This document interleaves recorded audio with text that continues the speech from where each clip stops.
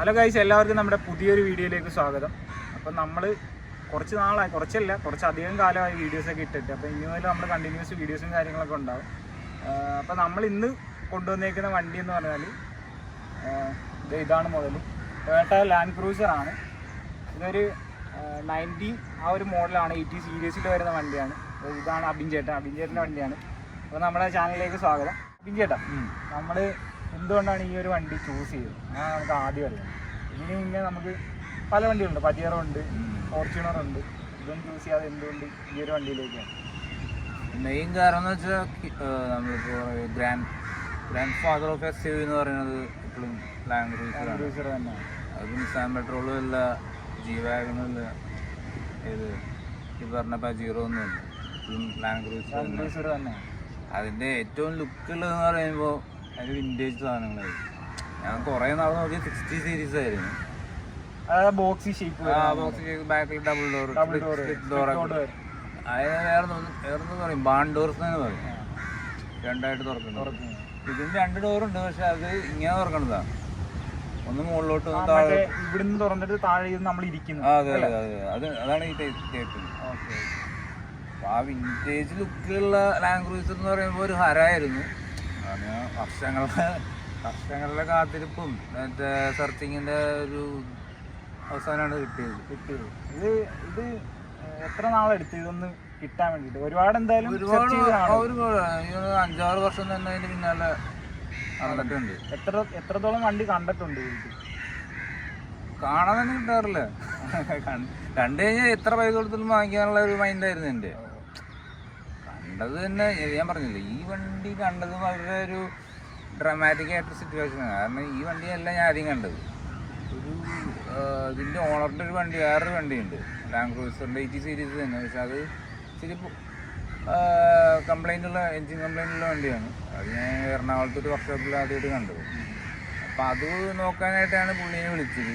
അത് നന്നാക്കി എടുക്കണമെങ്കിൽ എനിക്ക് തോന്നുന്നത് വണ്ടിയൊക്കെ കൂടുതൽ പൈസ നമ്മളതിൽ ഇൻവെസ്റ്റ് ചെയ്യേണ്ടി വരും. അപ്പോഴാണ് പുള്ളി പറഞ്ഞത് മൂപ്പരുടെ കയ്യിൽ അങ്ങനത്തെ ഒരു വണ്ടി കൂടെ ഉണ്ട്, റേറ്റ് കൂടുതലായിരുന്നു, കൊടുക്കുന്നുണ്ടെന്ന് പുള്ളി പറഞ്ഞു.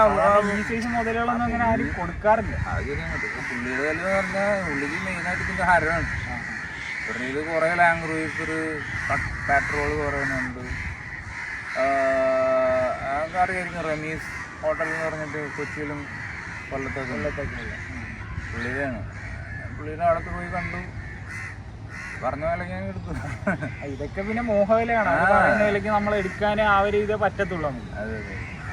പിന്നെ ഈ ഒരു വണ്ടി എടുത്ത സമയത്ത് ഈ കണ്ടീഷന് തന്നെ ആയിരുന്നു അതോ? ഇത് ലിഫ്റ്റഡാണ്, അധികം ലിഫ്റ്റഡല്ല. പിന്നെ ടയറൊന്നും ഓഫല്ല. ലിഫ്റ്റഡായതുകൊണ്ട് അതിൻ്റെ ഒരു ഭംഗി പ്രത്യേകമുണ്ട്. ഞങ്ങളിപ്പോ ഈ വണ്ടി ഇങ്ങോട്ട് ഡ്രൈവ് ചെയ്ത് വന്നപ്പോ തന്നെ ഞങ്ങൾ പുറകിലത്തെ വണ്ടി വരുമായിരുന്നു. അപ്പം റോഡ് പ്രസൻസ് അപാരമാണ്. എല്ലാവരും മറ്റേ ഇങ്ങനെ വരുമ്പോ ഇങ്ങനെ നോക്കി വരുന്ന ആ ഒരു സെറ്റപ്പാണ് സംഭവം. പിന്നെ നമ്മള് ആകെ ചെയ്തെന്ന് വെച്ചാൽ അതിന്റെ ബാക്കില് ടയർ വെച്ചു.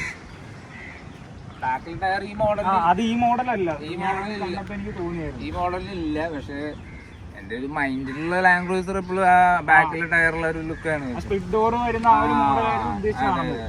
പിന്നെ സ്നോർക്കലൊക്കെ ഉണ്ടായിരുന്നു, അത് നമ്മള് MBD പ്രശ്നം കാരണം മാറ്റിയതാണ്. പക്ഷെ അതും കൂടെ ഉണ്ടായിരുന്ന ഒരു ഗംഭീര ലുക്കായി. പക്ഷെ നമുക്ക് പുറത്തിറക്കും ലുക്കിന് കുറവൊന്നുമില്ല, പുറത്തിറക്കാൻ പറ്റൂല നമുക്ക്. പിന്നെ ഫ്രണ്ട് ബമ്പറൊക്കെ ഭയങ്കര ബോക്സി സാധനമായിരുന്നു.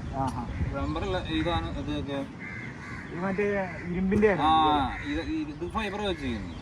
ആദ്യം അവരിൽ തന്നപ്പോ ഓഫ് റോഡ് ടൈപ്പ് ഇലക്ട്രിക് വിഞ്ചും കാര്യങ്ങളൊക്കെ ഉണ്ടാവില്ല. അതൊന്നും MBD സമ്മതിക്കില്ല. അപ്പൊ നമ്മള് മാറ്റി നോർമലാക്കി.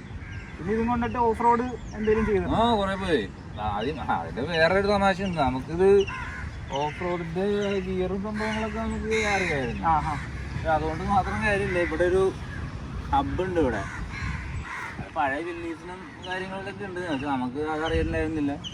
അതിലെന്ത് മാറ്റി വരുത്തിയിട്ടും കാര്യമില്ല. ഈ സാധനം തിരിക്കാതെ അത് വർക്കാവില്ല.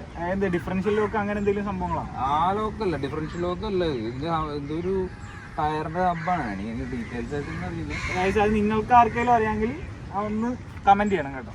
അതുപോലെ വണ്ടി ഓടിക്കുന്നത് പുള്ളിയാണ്. പ്രണവേട്ടനാണ് വണ്ടി ഓടിക്കുന്നത്. അതിൻ്റെ ഒരു ആ ലിഫ്റ്റ് ചെയ്യുന്ന സംഭവമില്ലേ നമ്മളെ സാമിൻ്റെ അടുത്ത് പോയിട്ട്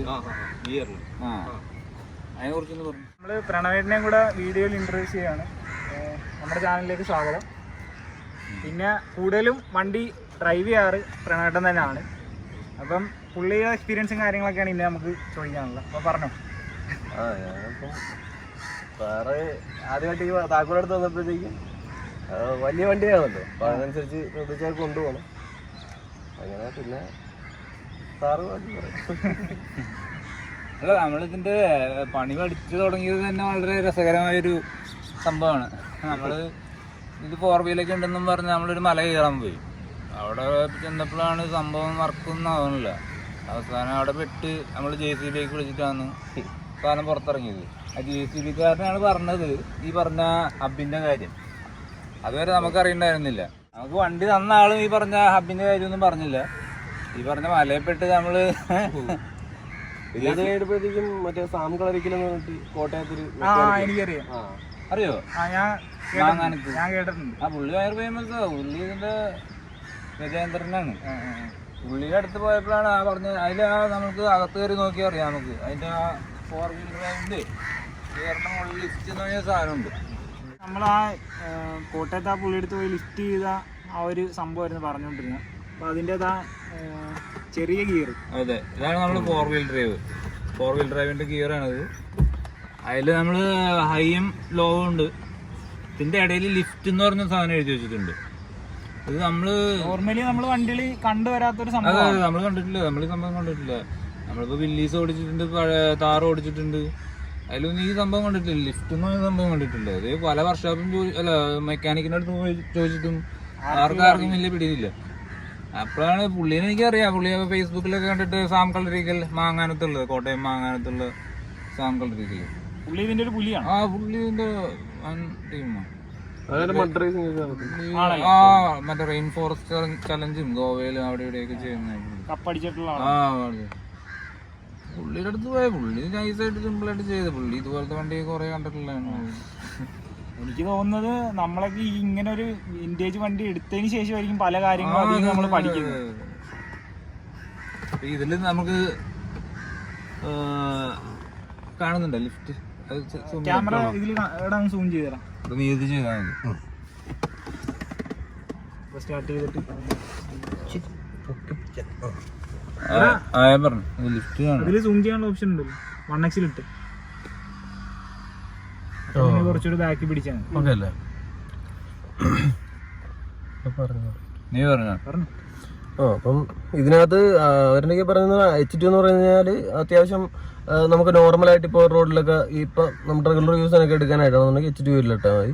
പിന്നെ ഇപ്പോൾ ഒരു എസ്റ്റേറ്റ് റോഡിലൊക്കെ പോകാന്നുണ്ടെങ്കിൽ H4 ഇടുക. പിന്നെ അത് കഴിഞ്ഞിട്ട് നമുക്ക് കുറച്ചും കൂടെ പിടിച്ച് നല്ല കുത്തനെയുള്ള കയറ്റങ്ങളൊക്കെ വരത്തില്ല. അതായത് ഓഫ് റോഡ് വരുമ്പോഴത്തേക്കും ന്യൂട്രൽ കഴിഞ്ഞിട്ട് പിന്നെ ഒരു H4 ഉണ്ട്. അപ്പൊ അതിലിട്ടിട്ട് അതിലിടുമ്പോഴാണ് ഈ ലിഫ്റ്റ് ചെയ്തിട്ട് ഇടുന്നത്. അതൊന്ന് നമ്മുടെ പ്രേക്ഷകർക്ക് ഒന്ന് കാണിച്ചു കൊടുക്കാം.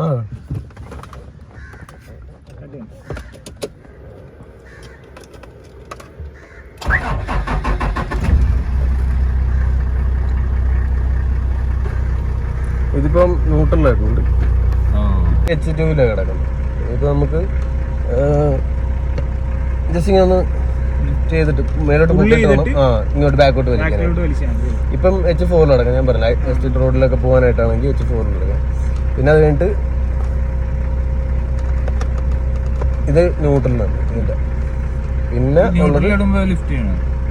ന്യൂട്രൽ ഇവിടുന്ന് പിന്നെ ലിഫ്റ്റാണ് നമുക്ക്. ഈ H4 കഴിഞ്ഞിട്ട് പിന്നെ ഇങ്ങോട്ട് ന്യൂട്രലും പിന്നെ L4 ലിഫ്റ്റ് ചെയ്ത് തന്നെ. L4 അങ്ങനെ ഇടണമെന്നില്ല. ഇപ്പോഴാണ് പിടുത്തമായിരിക്കും എഞ്ചിനുമായിട്ട്. പക്ഷെ എന്താ ഇതിന്റെ കണക്ക് തന്നെ പുറത്ത്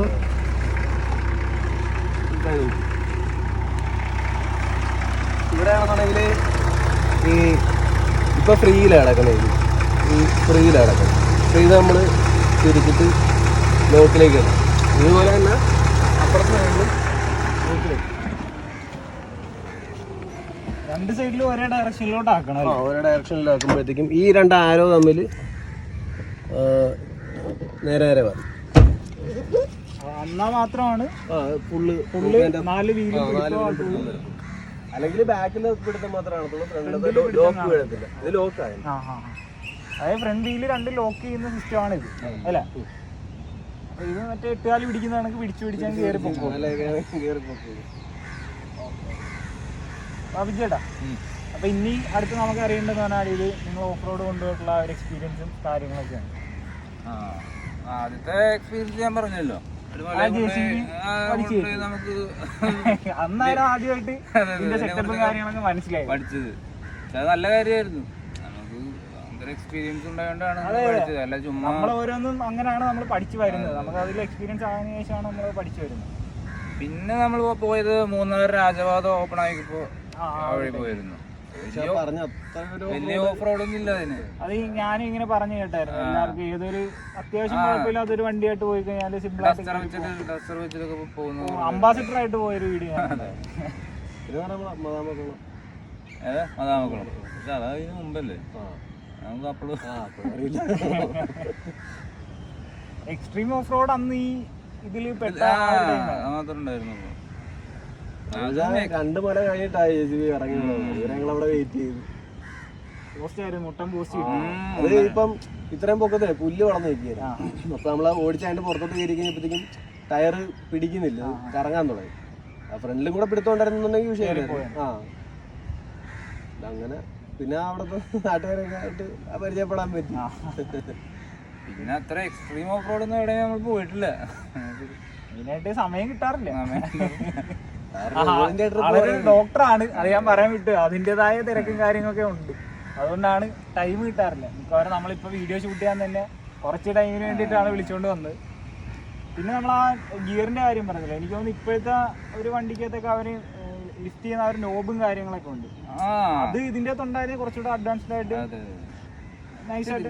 റോ ആണ് അതിന്റെ ഭംഗി, നമുക്ക് ആർക്കും അറിയില്ലല്ലോ. ചുമ്മാ കയറി ആർക്കും എടുത്തോണ്ട് പോകാൻ പറ്റില്ല. അതിന്റെ ഒരു ഭംഗി എന്ന് പറയുന്നത് ഇപ്പൊ ഫുള്ള് ഇതല്ലേ, 4 വീൽ ഡ്രൈവ്, ലോവും ഹൈ ഒക്കെ എല്ലാം നമുക്ക് ഈ 3 പേരിലുണ്ടെങ്കിൽ സിമ്പിൾ ആയിട്ട് നമുക്ക് ഇടാൻ പറ്റും. പ്രണവേട്ടന്റെ എക്സ്പീരിയൻസ് പറ. വണ്ടി നമ്മളിപ്പോ കയറിയിട്ടേ സ്റ്റാർട്ട് ചെയ്തിട്ട് ഇപ്പൊ നമ്മള് കാല് കൊടുക്കുമ്പോ തന്നെ അതിന്റെ ആ ഒരു പവർ വണ്ടി ഇങ്ങനെ ഷെയ്ക്കോ അങ്ങോട്ടും ഇങ്ങോട്ടും ഒന്ന് ആ മസില് ഇതുണ്ടല്ലോ. ഈ റോഡ് പ്രസൻസ് എന്ന് പറയല്ലോ, സ്കൂള് വിട്ടിട്ട് നമ്മളിത് വഴിക്കൂടെ പോയി വിചാരിച്ചോ, ആ പിള്ളേർക്ക് കിട്ടുന്ന ഒരു സന്തോഷം കാണണം. നമ്മളൊക്കെ ഇങ്ങനെ അപ്പുറത്തവനെ പിടിച്ച് കാണിച്ചു കൊടുക്കുന്നു.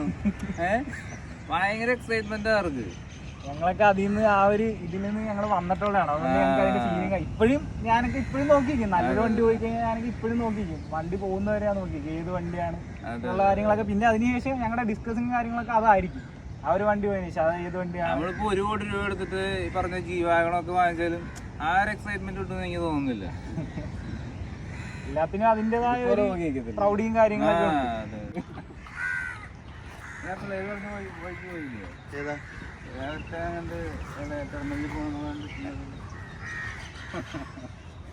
ഇത് ഫൈസൽ ഭായി ആണ്, നമ്മുടെ ചെറിയൊരു വ്ളോഗാണ്. പുള്ളിയായിട്ട് വീഡിയോ കാര്യങ്ങളൊക്കെ എടുക്കാണ്ട് ഞങ്ങള് സൈക്ലിംഗ് പാർട്ട്നേഴ്സാണ്. ഒറ്റയ്ക്കുള്ളതായിരുന്നു.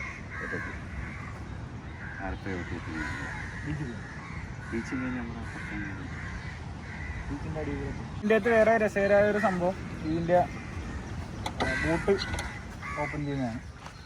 വളരെ ക്യാമ്പിംഗ് ഫ്രണ്ട്ലി ആയിട്ടാണ് ഉണ്ടാക്കിയിരിക്കുന്നത്. സ്പ്ലിറ്റഡ് ഡോറാണ്. ഇപ്പോൾ ക്യാമ്പിംഗ് സെറ്റപ്പിലൊക്കെ നമുക്ക് സ്റ്റൗവോ അങ്ങനത്തെ കാര്യങ്ങളൊക്കെ ഇവിടെ ജാറൊക്കെ ഇവിടെ വെക്കാം.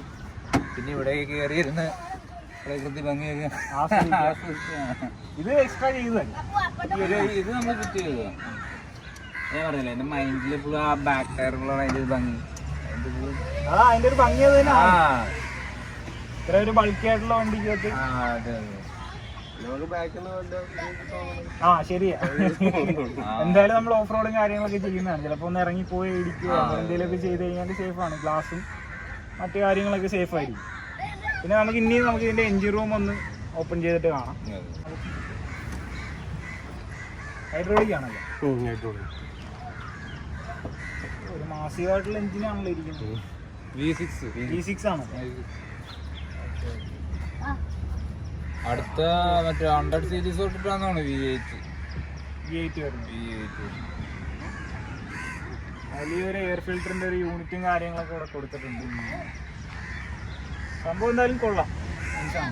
പക്ഷെ മെക്കാനിക്സ് ഒക്കെ പറഞ്ഞാൽ ഭയങ്കര പണിയെടുക്കാൻ ഭയങ്കര ഫ്രണ്ട്ലി ആയിട്ടൊരു സംഭവമാണ് ഇഷ്ടംപോലെ സ്പേസ് ഉണ്ടെന്ന് പറയണ അവരെ കാണിക്കുന്നത്.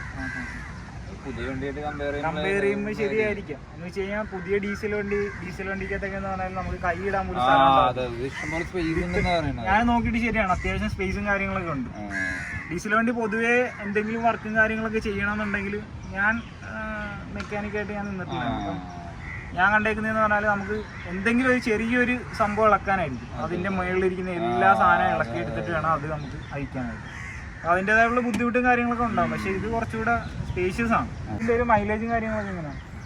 മൈലേജ് നമ്മളങ്ങനെ ഓഫ് റോഡൊക്കെ പോകുമ്പോൾ AC ടയറല്ലേ, അതുകൊണ്ട് 10 കിട്ടുമായിരിക്കും.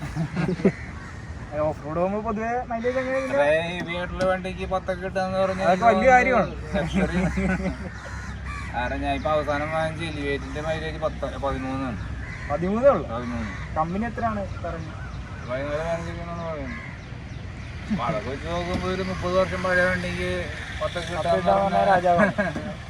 ഇതുപോലെയല്ലേ ഇത് ഇത്രയും പവർഫുൾ ആയിട്ടുള്ള ഫ്യൂച്ചറിൽ ഇതിൽ എന്തെങ്കിലും അപ്ഗ്രേഡോ കാര്യങ്ങളോ എന്തെങ്കിലുമൊക്കെ വരുന്നുണ്ട്? ഇതിന്റെ ഉള്ളിൽ അധികം തൊള്ളാതിരിക്കുന്നതാണ് നല്ലത്.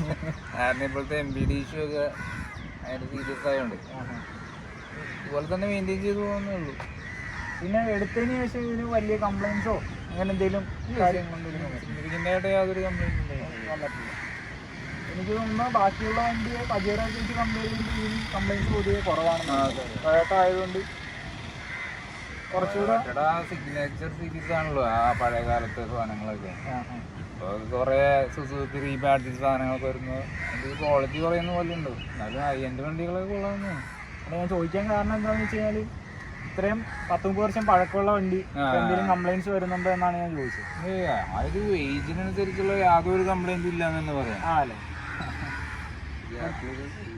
ടൊയോട്ട അവര് ആഡ് ചെയ്യുന്നത് ചുമ്മാതല്ല. അവര് മറ്റേ മലയുടെ മേളിൽ നിന്ന് ഇട്ടിട്ട് വണ്ടി ഓടിക്കുന്നതൊക്കെ എന്ന് പറഞ്ഞാൽ വെറുതെ അല്ല. അവരുടെ സ്റ്റേറ്റ്മെന്റുണ്ടല്ലോ, അതായത് ഈ സഹാറ ഡെസേർട്ട് മുറിച്ച് കടന്ന ആകെ ഒരു വണ്ടിയേ ഉള്ളൂ, അത് ലാൻഡ് ക്രൂസർ സംഭവമാണ്.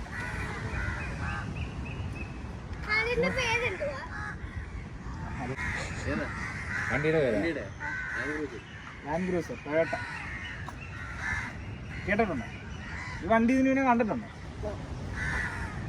എങ്ങനെയുണ്ട് വണ്ടി? ഉണ്ട്, ഇഷ്ടപ്പെട്ട വണ്ടി കണ്ടിട്ട് വന്നതാണ് അവിടുന്ന്. അതെ ഗൈസ്, കുറച്ച് കുട്ടികൾ നമ്മുടെ വണ്ടി കാണാൻ വേണ്ടി വന്നേക്കാണ്. അവരവിടെ വീട്ടിൽ നിൽക്കുമായിരുന്നു. അപ്പം വണ്ടി കണ്ടിട്ട് ഇങ്ങോട്ട് വന്നതാണ്. കുട്ടികൾ മുതൽ മുതിർന്നവർ. ഞാനിപ്പോൾ ഇങ്ങോട്ട് വന്നപ്പോഴും പ്രായമായവർ വരെ ഈ വണ്ടി പോകുന്ന കണ്ടിട്ട് അവരിങ്ങനെ തല തിരിച്ചു വരെ നോക്കുമായിരുന്നു. മാഫിയ ലുക്ക് അത് തന്നെ.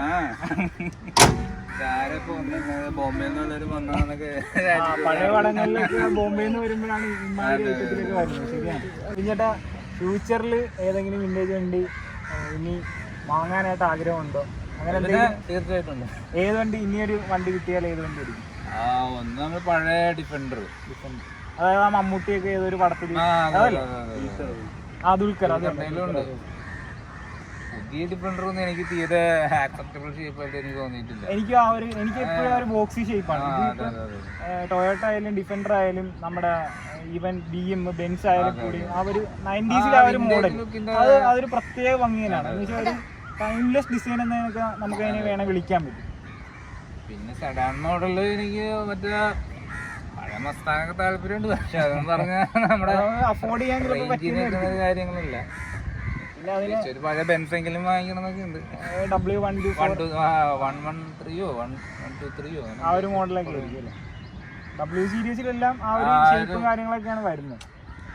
എനിക്ക് തോന്നുന്നു ആ സിനിമകളാന്ന് തോന്നുന്നു ആ സമയത്ത് ഇൻസ്പയർ ചെയ്യുന്നത്. അതെ അതെ, തീർച്ചയായിട്ടും. അപ്പോൾ പറയാ വിന്റേജ് സാധനങ്ങളോട് താല്പര്യം തോന്നുന്നത്. പിന്നെ എനിക്ക് തോന്നുന്നത് അങ്ങനെ ഒരു വണ്ടിയിലേക്കൊക്കെ പോയി കഴിഞ്ഞാൽ ഇത് നമ്മൾ സർവീസ് ചെയ്യുന്നതൊക്കെ അത് പറ്റുമെന്ന് എനിക്ക് തോന്നുന്നില്ല. എന്നൊക്കെ പറഞ്ഞാൽ അത്രയും റിലയബിലിറ്റിയും കാര്യങ്ങളൊക്കെ ഉണ്ട്. പക്ഷെ അതെന്ന് പറയുമ്പോൾ നമ്മൾ അതുകൊണ്ട് മെയിൻറ്റെയിൻ ചെയ്യണം.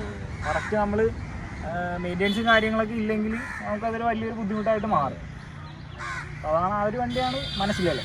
അതെ പ്ലാന്. എന്തായാലും ഒരിക്കലും ഒരു പുതിയ വണ്ടികളോട് വലിയ താല്പര്യമൊന്നുമില്ല, ഈ കോടികൾ കൊടുത്ത് വാങ്ങിക്കുന്നത്. അതിൻ്റെ ഒരു വರ್ತല്ലാന്ന് എനിക്ക് തോന്നുന്നു. എനിക്ക് ആക്സെപ്റ്റബിൾ ലുക്കല്ല തോന്നുന്നു. വില്ലേജ് വണ്ടികളോട് നല്ല താല്പര്യമാണ്. കാരണം വേറൊരു വില്ലീസ് ഉണ്ട്. വില്ലീസ് ഉണ്ട്. പിന്നെ ഇപ്പോൾ അടുത്തൊരു ട്രയംഫ് ഒരു 1941 എഡിഷൻ വാങ്ങിച്ചിരുന്നു. അത് ഞാൻ കണ്ടിട്ടുണ്ടായിരുന്നു. സിംഗിൾ സീറ്റ് വരുന്നത്. സിംഗിൾ സീറ്റ് വരും 1940. നമുക്ക് അതിൻ്റെ വീഡിയോസൊക്കെ ഇനി വരുന്ന ദിവസങ്ങളിലൊക്കെ നമുക്ക് എടുക്കാം. അപ്പോൾ നമ്മുടെ ഈ ഒരു വണ്ടിയെ പറ്റി പറയുകയാണെങ്കിൽ വേറെ പ്രത്യേകിച്ച് എന്തെങ്കിലും കാര്യമില്ല. അതായത് അന്നത്തെ കാലത്ത് തന്നെ അതൊക്കെ തന്നെ ചെയ്യാൻ പറ്റുന്നത്. ഞാൻ ആദ്യമായിട്ടാണ് അല്ല നമ്മൾ ചേരുന്നത് ഓട്ടോമാറ്റിക് ഇപ്പൊ അടുത്ത് തുടങ്ങിയിട്ടുള്ളതാണ്. 40 വർഷം മുമ്പുണ്ട് ഓട്ടോമാറ്റിക്. ഉണ്ടല്ലോ. ഈ കാലത്തിന് ഓട്ടോമാറ്റിക് ഉണ്ട്. മിറർ സ്ക്രീനിലും ഉണ്ടല്ലോ. അതല്ല പവർ വിൻഡോ വണ്ടി ഓട്ടോമാറ്റിക് ഉണ്ട്. 95 95 മോഡൽ ഓട്ടോമാറ്റിക് മുതലുണ്ടെന്നാണ് അഭിൻ ചേട്ടൻ പറഞ്ഞത്. അതല്ല ഞാൻ എടുക്കാൻ പോയി ആദ്യം. ആണല്ലേ? ആ വണ്ടി വർക്ക്ഷോപ്പിൽ കിടക്കുന്നതുണ്ട്. ആ കംപ്ലൈന്റ് ഉണ്ടെന്നോ? അതെ അത് ഓട്ടോമാറ്റിക് ആയിരുന്നു. ചില്ലറക്കാരനല്ല ഈ കിടക്കുന്നത്. അപ്പോൾ ഗായ്സ് നമ്മുടെ ഇന്നത്തെ ഈ ഒരു വീഡിയോ ഇത്രയൊക്കെ തന്നെ കാര്യങ്ങളേ ഉള്ളൂ. വേറെ എന്തെങ്കിലും പ്രത്യേകിച്ച് പറയാനുണ്ടോ? ഇല്ല. അപ്പോൾ നമുക്ക് നൈസായിട്ട് വീഡിയോ വൈൻഡ് അപ്പ് ചെയ്യാം. ഇത്രയൊക്കെ തന്നെ കാര്യങ്ങളുള്ളൂ വീഡിയോ എന്ന് പറഞ്ഞാൽ. വീഡിയോ ഇഷ്ടപ്പെട്ടെങ്കിൽ ലൈക്ക് ചെയ്യുക, ഷെയർ ചെയ്യുക, സബ്സ്ക്രൈബ് ചെയ്യുക. അതുപോലെ അഭിജേറ്റിന് ഇൻസ്റ്റാ ചെയ്യാൻ ഡിസ്ക്രിപ്ഷനിൽ കൊടുത്തേക്കാം. എന്തെങ്കിലും കാര്യങ്ങളുണ്ടെങ്കിൽ ഡയറക്റ്റ് ചോദിച്ചോളാം. സർവീസ് സെൻറ്ററിൻ്റെ കാര്യം അങ്ങനെ എന്തെങ്കിലും ഇനി ഡീറ്റെയിൽസ് ചോദിക്കാനുണ്ടെങ്കിൽ ചോദിച്ചോളാം. ഇനി ഷോയ്ക്കെല്ലാം ഇറക്കാൻ താല്പര്യമുണ്ട്. ഇറക്കാം, കുഴപ്പമൊന്നുമില്ല. വണ്ടി ഓട്ടോ ഷോയ്ക്ക് വേണമെങ്കിൽ നമ്മൾ വിട്ടുതരുന്നതാണ്. അപ്പോൾ അതിന് വേണമെങ്കിൽ അഭിജേറ്റിനെ കോൺടാക്ട് ചെയ്യാം. അപ്പോൾ ഇന്നത്തെ വീഡിയോ എന്ന് പറഞ്ഞാൽ ഇത്രയൊക്കെ തന്നെ കാര്യങ്ങളുള്ളൂ. അപ്പോൾ അടുത്തൊരു വീഡിയോ ആയിട്ട് കാണുന്നവരെ അതില്ല. ബൈ.